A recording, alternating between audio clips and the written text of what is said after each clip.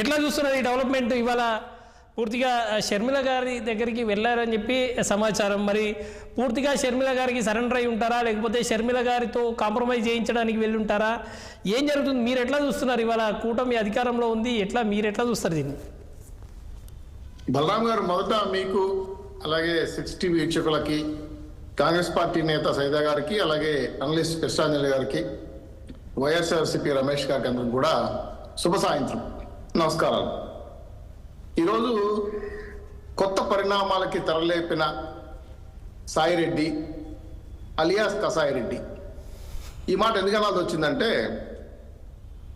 ఎప్పుడు ఎక్కడ తగ్గేదే లే అని ఉత్తరాంధ్ర సామంతరాజుగా ఉన్నటువంటి విజయసాయిరెడ్డి సోషల్ మీడియా బాధ్యతలను తొలగించి, ఇన్ఛార్జిని బాధ్యతలను తొలగించి, అనుబంధ సంఘాల బాధ్యతలను తొలగించిన తర్వాత జగన్కు దూరమయ్యాడా, దూరమైనట్టు నడుస్తున్నాడా అంటే కొంచెం వాస్తవ పరిస్థితులకి వెళ్ళాలి. అతనే చెప్పాడు, 4 తరాలుగా 3 శతాబ్దాలుగా జగన్మోహన్ రెడ్డి గారి అవినీతి సామ్రాజ్యానికి నెంబర్ 2 ఉన్నటువంటి విజయసాయిరెడ్డి ఈరోజు పులి పాలు తాగుతుందంటే నమ్మే పరిస్థితులు లేరు. అయితే ఏ రకంగా రాజకీయంగా సందేశం పుచ్చుకున్నాడు? ఎందుకు వ్యవసాయం చేయటం లేదు? అలా ఆర్టికల్ వ్యవసాయం చేస్తారని చెప్పి ప్రేమగా విదేశాల్లో నేను రీసెర్చ్ చేశాను అని వెళ్తానన్నాడు. ఇవన్నీ పరిశీలించిన తర్వాత యాక్చువల్గా జగన్మోహన్ రెడ్డి గారి విభేదాలు వచ్చి కొంతమంది ఎంపీలతో బీజేపీలో జాయిన్ అవ్వాలంటే కూటమి ఒప్పుకోపోగా చివరికి నేను స్థాపించుకున్న అవినీతి సామ్రాజ్యం కావచ్చు, నా మీద కేసులు కావచ్చు, ప్రొటెక్షన్ చేసుకునే పరిస్థితులు లేదు. కాబట్టి ఏదో ఒక అడ్డా నాకు ఉన్నారు. కాబట్టి ఈరోజు మళ్ళీ షర్మిల గారి దగ్గరికి వెళ్ళి మరి క్షమాపణ చెప్పాడా, ఆయన ఈయనకేం చెప్పిందా, ఈ నాయనకేం చెప్పాడో వాళ్ళిద్దరి మధ్య తెలియాలి. అయితే సొసైటీ మాత్రం ఏమనుకుంటా ఉందంటే, సైదా చెప్పిందని కొనసాగిస్తూ వ్యక్తిత్వ హననం చేసేదే కాకుండా ప్రధాన నిందితుల్లో సాక్షి కూడా ఇతను. వివేకానంద రెడ్డి కేసులో కావచ్చు, జగన్మోహన్ రెడ్డి అవినీతి కేసుల్లో కావచ్చు, ఆయన చేస్తున్న అక్రమాల కేసులు కావచ్చు, ఈడీ సిబిఐ కేసులో కూడా ఇన్ని రకాలుగా వాళ్ళ మధ్య ఉన్నటువంటి బాండింగ్ని అంత ఈజీగా తీసి పడేయలేదు. అయితే రాజకీయ పార్టీలు రాజకీయాలు చేస్తాయి. శత్రువు మిత్రుడు అన్నట్టు ఈరోజు ఒకప్పుడు షర్మిల గారిని ఈడ్చిపడేసి దుర్మార్గంగా తిట్టి శాస్త్రి గారి ఇంటి పేరు మార్చేసి బట్టల విషయం కూడా ప్రత్యేకంగా మాట్లాడిన వ్యక్తులు ఈరోజు మళ్ళీ వచ్చి దెయ్యాల భేదాలు ఫలిస్తారని చెప్పి షర్మిల గారితో మాట్లాడిన తర్వాత వారు నమ్ముతారని నేను అనుకోవటం లేదు. ఎవరు రాజకీయాలు వాళ్ళకు ఉంటాయి. కాకపోతే నేను అజాతశత్రుని అయిపోవాలి, నేను నిమిత్త మాత్రుని, నా తప్పేమీ లేదు, నేను ఓన్లీ జగన్మోహన్ రెడ్డి గారి పప్పెట్టు అని అనుకుంటే తప్పు. నేను జగన్మోహన్ రెడ్డి గారి లాబీస్ట్ కూడా ఢిల్లీ లెవెల్లో లాబీలు చేశాడు. ఆయన కేసుల విషయాల్లో, లాయర్ల విషయాల్లో, అవినీతి కేసులే కాకుండా మనీ లాండరింగ్ విషయాల్లో ఇలా పోతూ ఉంటే ఇంకొక యాంగిల్లో విశాఖపట్నంలో అనేక భూములు, కోడలు, కూతురు, అల్లుడు, హెడ్రో అనేక సంస్థలు పట్టుబడి పెట్టి అభివృద్ధి చేసేది కాకుండా భూములు ఆక్రమించుకున్న విషయం కేసు కూడా ఇతను ఏదైనా సైనిక భూములు కానీ, దస్పల్లా భూములు కానీ ఆక్రమించారని నిందలు కూడా ఉన్నాయి. విశాఖ సిట్లో కూడా నిందితుడిన. అలాగే దేవాదాయ శాఖలో ఉన్న మహిళ పైన కూడా లైంగిక సంబంధాలు కలిగి ఉన్నాయని గతంలో వార్తలు వచ్చాయి. సరే, వ్యక్తిగత జీవితం వేరు, రాజకీయ జీవితం వేరు.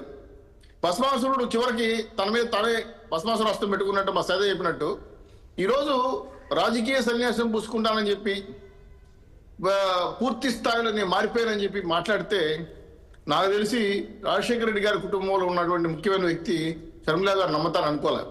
ఆల్రెడీ అన్నగారు నమ్మి మోసపోయారు. మళ్ళీ ఇప్పుడు హనుమంతులు లాంటి దూత ఈరోజు వచ్చి సంబంధాలు మెరుగుపరచుకోవడం ప్రయత్నం చేస్తే నమ్ముతారు నేను అనుకోలేదు. అయితే రాజకీయాలు ఏదైనా జరగచ్చు. ఎందుకంటే పార్టీని రాజీనామా చేశాడు, పూర్తి స్థాయిలో రాజ్యసభ రిజైన్ చేసి వచ్చేసాడు. మరి వైఎస్ఆర్సీ పార్టీ కూడా రాజీనామా చేశాడు. ఇన్ని సందర్భాల్లో మరి కాంగ్రెస్లో చేర్చమని అడిగాడా, చేరుతాను అన్నాడా, ముందు ప్రొటెక్షన్ చేయమన్నాడా, నేను చేసిన తప్పులు క్షమని చెప్పుకున్నాడా అనే విషయాలపైన షర్మిల గారు చెప్పాలి, లేదా కాంగ్రెస్ పార్టీ నాకు చెప్పాలి. ఆ విషయాలపైన ఏదేమైనా సరే తనకు ఒక సెక్యూరిటీ కావాలి, ప్రొటెక్షన్ కావాలి. నీ ఒంటరి అయిపోయాను, నన్ను ఒంటరిని చేసేశాడు జగన్మోహన్ గారు అని చెప్పి చెప్పకనే చెప్పాడు. నెంబర్ 2 వైఎస్ఆర్సీపీలో ఉన్న వ్యక్తి ఈరోజు అతాపాతాన్ని సుఖపడి ఏవి నా ఖాతాలో కనపడట్లేదని చెప్పి ఎత్తుక్కున్నట్టు కనిపిస్తాం. అయితే వ్యూహం కూడా ఆలోచించాలి అక్కడ. జగన్మోహన్ రెడ్డి గారి యొక్క పాచిక, లేదంటే దూత, లేదంటే కోవర్ట, అనేక సందేహాలు రాజకీయ పార్టీలకు వస్తాయి. సో వీళ్ళు నోటితో నవ్వుతారు, కళ్ళతో సైగ చేస్తారు, నోటితో మాట్లాడకుండా సలహాలు ఇస్తుంటారు. కాబట్టి ఇంత గొప్ప వ్యక్తులు, చారటకోడు ఉన్నటువంటి వ్యక్తి ఇంత అమాయకంగా దిగజారి మాట్లాడతారని నేను అనుకోవడం లేదు. ఖచ్చితంగా జగన్మోహన్ రెడ్డి గారి వ్యూహంలో భాగంగా విజయసాయి రెడ్డి ఏదో ఒక రకమైన ఆలోచనతో వచ్చాడు, రాజకీయ ఆలోచనని మేము అనుకుంటున్నాం. కానీ ప్రత్యర్థి పార్టీలకు మేము గమనించేది ఒకటే, అతను వస్తే ఆ అవినీతి మరకలు ఏ పార్టీలో జాయిన్ అయితే ఆ పార్టీకి అంటుకునే అవకాశం ఉంది. కాబట్టి షర్మిల గారు స్వాగతిస్తారని అనుకోవడం లేదు. ఎందుకంటే చాలా నిత్యాతినిత్యంగా, దుర్మార్గంగా దిగజారి మాట్లాడిన మహిళని మనం గుర్తించుకోవాలి. అలాగే విజయసాయి రెడ్డి కూడా కసాయిరెడ్డిగా మారిపోయి మానవత్వం లేకుండా, పెద్ద చిన్న తేడా లేకుండా, ఇతర పార్టీ రాజకీయ నాయకుల్ని పేరు పెట్టి పిలిచేది కాకుండా అవమానకరంగా కేసుల విషయంలో, ఆస్తుల విషయంలో, కుట్రల విషయంలో రాక్షసంగా ప్రవర్తించిన విషయాలు మనం గమనించుకోవాలి. కాబట్టి అమాంతంగా ఈరోజు 100 రాబందులు, ఏనుగులు తిన్న రాబందు ఒక తుఫానుకి కింద పడిపోయినట్టు ఈరోజు విజయసాయి రెడ్డి పడ్డాడంటే కొన్ని అనుమానాలు తరలేపుతా ఉంది. కాబట్టి ఖచ్చితంగా విజయసాయి రెడ్డి యొక్క ఆలోచన విధానంలో మార్పు వచ్చిందా, లేదంటే తనకు ఒక స్థానిక ప్లాట్ఫామ్ కావాలనే ఉద్దేశంతో ముందుకొస్తున్నాడా, లేకపోతే రాజీ ప్రయత్నం అన్నకి చెల్లికి మధ్యలో చేయాలని ప్రయత్నం చేసే భాగంగా చెప్తున్నాడా, క్షమాపణ అడగడానికి వచ్చాడా, లేదంటే వ్యవసాయం చేయడానికి వచ్చాడా, చేసుకోవడానికి వచ్చాడా విషయం పైన పర్టికులర్గా కాంగ్రెస్ పార్టీ నేతలు కానీ విజయసాయి గారు చెప్పాలి. కానీ ఇద్దరు ఇంతవరకు నేను చెప్పలేదు కాబట్టి ఊహాతీతంగా మాట్లాడాల్సిన అవసరం మనకు లేదు. కాబట్టి ప్రతిపక్ష పార్టీకి ఒకటే కోరుకుంటున్నాం, తస్మత్ జాగ్రత్త కసారితో అని చెప్పి షర్మిల గారు కాంగ్రెస్ పార్టీకి మాత్రం చెప్పదలుచుకున్నాం. పల్లం గారు ఎస్ సార్, ఇక్కడ ఆయన మొన్న ట్వీట్ చేసినప్పుడు ఒక మాట చెప్పాడు సార్, శత్రుత్వాలకు అపార్థాలకు అవకాశం ఇవ్వని విధంగా జీవించాలని వ్యవసాయ ప్రపంచంలో నా మరో ప్రస్థానాన్ని ప్రారంభించాను అని చెప్పని అంటున్నాడు. పాపం ఆయన అంటే మొత్తం రాజకీయాలకు దూరంగా ఉండాలని అనుకుంటున్నాను కదా. బలరాం గారు మీకు విషయం చెప్పాలి, వైఎస్ఆర్సీపీ పార్టీలో విజయసాయి రెడ్డికి ఒక పేరుంది, ట్విట్టర్ పెట్టాలి.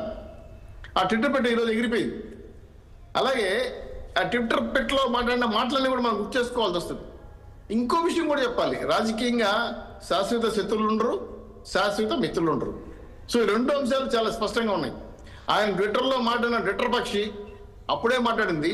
ఇప్పుడు రాజకీయంలో శాశ్వత శత్రులు, శాశ్వత మిత్రులు ఉండరని చెప్పిన తర్వాత ఆయన మాట్లాడినప్పుడు నేను అజాశత్రులుగా ఉండాలి, నాకు ఎవరు శత్రువులు ఉండకూడదు, నేను అందరితో బాగుండాలని చెప్పుకున్న మాటలు సడన్ గా అడవిలో పులి నేను వేట మానేస్తున్నాను, ఈరోజు నుంచి మాంసం తినడం, రక్తం తాగడం, పాలు మాత్రమే తినాలని చెప్పే నీతి మాలిన మాటలు మాట్లాడడం వల్ల అడవిలో జంతువులు కానీ మనం ప్రజలు కానీ నమ్మే పరిస్థితి లేదు. కాబట్టే నేను తస్మత్ జాగ్రత్త కాంగ్రెస్ నాయకులారా అంటున్నాను. Balaram yes sir, okay. ఒకసారి కృష్ణాంజనేయులు గారి దగ్గరికి వెళ్దాం. కృష్ణాంజనేయులు గారు, సుదీర్ఘంగా ఈ రాజకీయాలను చూస్తున్నారు మీరు. ఇవాళ వైఎస్ఆర్సీపీకి దూరం అవ్వడము అంటే ఒకటి ఎంపీ స్థానానికి రాజీనామా చేయడం అని చెప్పనంటే ఇవాళ ఈ టైంలో చాలా కీలకమైంది వైఎస్ఆర్సీపీకి వదులుకోవడము. ఆ తర్వాత అయితే ఆయన పదే జగన్మోహన్ రెడ్డి గారి విధేయతను ప్రదర్శించుకుంటున్నారు. నేను